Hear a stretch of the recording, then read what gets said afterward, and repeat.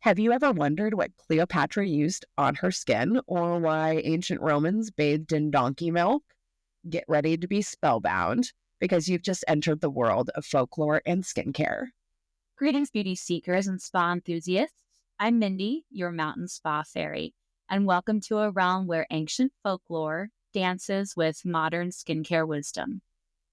And I'm Kandyce, the spa witch, here to conjure up some skincare magic.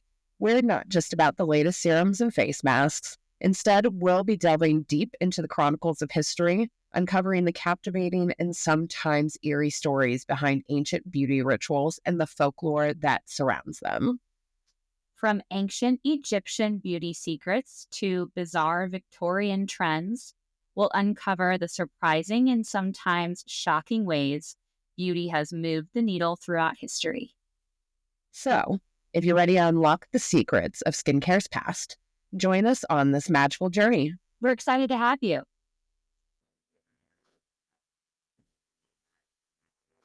Hello, Spa fam. Welcome back to Folklore and Skincare. Everyone, tonight we are about to get electric with high frequency. Ooh, yes.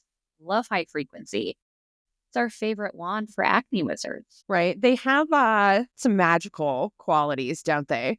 But behind the mesmerizing glow lies a fascinating history that connects one of the greatest scientific minds of all time, Nikola Tesla. What?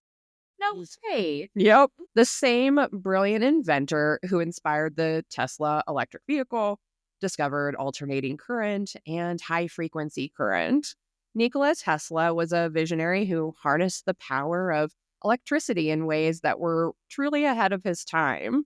And those high frequency devices that we use today in our treatment room are a direct descendant of his groundbreaking work. I had no idea. Tell me everything.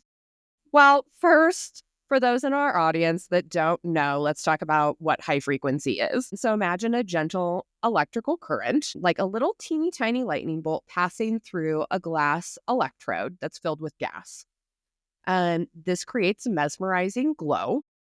And it's usually violet or orange, depending on the gas used, and produces ozone, otherwise known as O3, which has a powerful antibacterial and anti-inflammatory properties when it comes to skincare. So now we're going to travel back where it all began in the late 19th and early 20th centuries with the first generation of high-frequency devices that were at that time called violet ray machines. So these were early versions of our high frequency devices that we use today, but they were marketed with some pretty wild claims. Tell me more. Okay.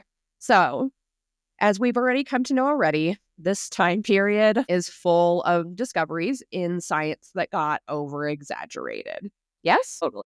So once again, you name it, there were claims to cure everything from acne and wrinkles to baldness, insomnia, and even serious diseases like cancer and tuberculosis. Shocker. I know. So, of course, it's a great time of excitement and experimentation with electricity. And as usual, the enthusiasm outpaced the science. Well, there's no surprises there. Right. And even though those claims were, in fact, exaggerated, there were kernels of truth to the benefits of high frequency. Well, that's good to hear. Tell me more about what you found out. I know, it's not looking good, right? High frequency can be used as a fantastic tool for acne and reducing inflammation and promoting a healthy glow. This is mainly due to increasing blood circulation and oxygenating the skin, and it does even stimulate collagen production. It's truly impressive. So Tesla created a skincare tool? Not really. I mean, it was just the beginning, right? He discovered high frequency, and this is where the story becomes to get really interesting. So we're going to kind of rewind the clock a little bit here on Tesla and delve into the life and mind of this guy, this extraordinary inventor. I mean, a total visionary, wasn't he? Yeah, so born in 1856 in what's now Croatia, Tesla was a brilliant inventor and an engineer who revolutionized how we understand electricity. He was also a bit of an eccentric genius, a little bit of a flair for the dramatic, and his mind was constantly buzzing with new ideas. Yeah, and I've heard he had some pretty unusual. Oh, definitely. He was known for his intense fear of germs, so we're a germaphobe. He was obsessed with the number three, and he had a belief that he could communicate with pigeons. Hey, So, but beneath all of those quirks was a mind that was constantly pushing the boundaries of science. So, while Tesla was fascinated by electricity in all of its forms, he's best known for his work with alternating current, which powers our homes today. And then he was also deeply intrigued again by high frequency currents, which actually oscillate a lot faster than AC current. and then what did he do with those high frequency currents? So, first, he invented and built the Tesla coil, a device that could generate incredibly high voltages and frequencies. He used it to create spectacular electrical displays like lightning bolts that danced across his laboratory. And he also believed that the high frequency currents had therapeutic potential. Really? How so? So he experimented some with electrotherapy on himself and using high frequency currents to treat himself for various ailments. He actually even claimed that it improved his digestion and sleep. Wow, that's fascinating. So, how did this lead to the high frequency device we use in skincare today? Exactly, right? So while Tesla was busy electrifying the world with all of his inventions, across the ocean in France, another brilliant mind was exploring the potential of high frequency current for both healing and beauty. Enter Jacques Arsenet d'Arsenval. I hope I pronounced that right. Forgive me. French biophysicist with a passion for electrotherapy. Sounds like another fascinating character. Yeah, well, so while D'Arsenval was a pioneer in the field of medical electrotherapy, he was fascinated by the way electricity could interact with the human body. And he conducted extensive research on the effects of different types of currents. So he found that the direct high frequency currents could generate heat within the body tissues, which could then be used to treat various medical conditions. So he developed a method, and this is a mouthful, okay? Dearsenvalization, which involved applying high frequency current to the body to stimulate circulation, reduce inflammation, and then promote healing. So, he was using high frequency for medical purpose, not just skincare. Exactly. He was a pioneer in medical electrotherapy, and his work then laid the foundation for many of the high frequency treatments that we use today, both in high frequency, both in medicine and in skincare. Bravo. So while his research did inspire others to explore the cosmetic applications of high frequency, they realized that the same principles that could promote healing in the body could obviously then be used to improve the appearance of the skin. Makes sense. So, those early machines were more like a combination of Tesla's and D'Arsenval's ideas. Precisely. So Tesla's work with high frequency current provided the foundation, and D'Arsenval's research on the medical applications helped refine the machine and made it smaller and more portable and focused its use then in skincare treatments.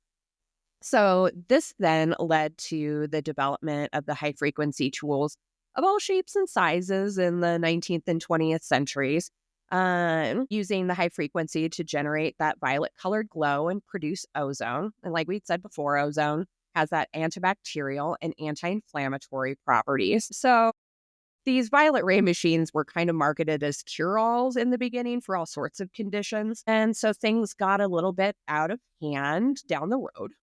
No, don't tell me we took it too far again. Yeah, and this where things kind of took a turn for the worse. Unfortunately, many of the claims made about the violet ray machines were in fact exaggerated or just completely unfounded.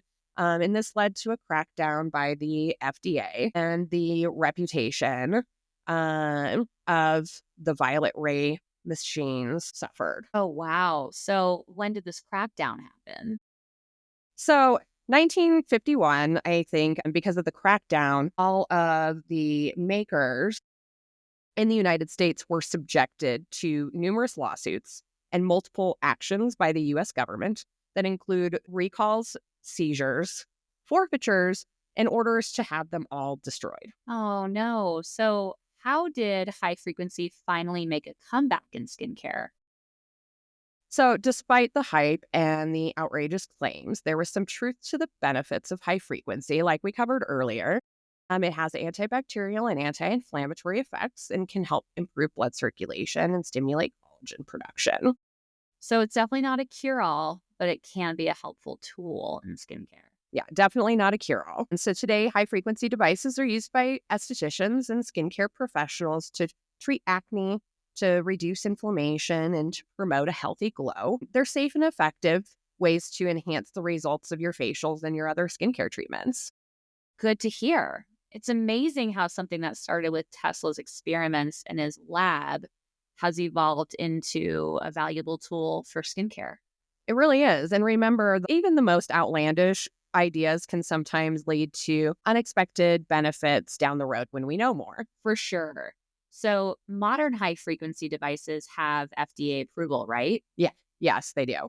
Now, there are several companies with FDA approved high frequency wands that are safe for consumers and lovely for the skin. And even better, now that there are also specialty medical devices that use high frequency technology for extreme and chronic pain applications. Do I dare ask you if you found any strange applications for high frequency? Oh, I did. I had to look. So here's some fun stuff. So in 1992, the Chicago Police Department got into some hot water following some allegations of torturing suspects in the 1970s and 80s using what was described as a violet ray device. Oh, they were torturing people? And then I stumbled onto another use for high frequency, contacting the dead.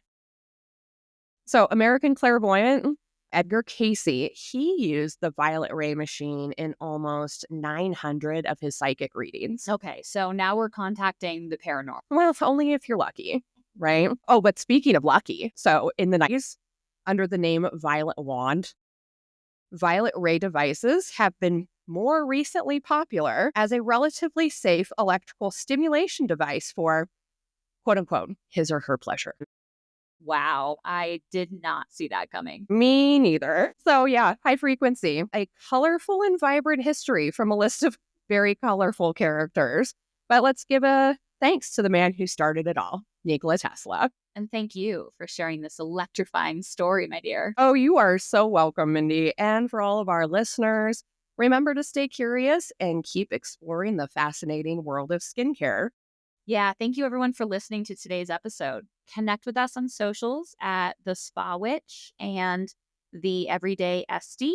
And if you're an evergreen, feel free to book a facial with us at Trinity Aesthetics. We'd love to have you. Until next time, bye. Bye.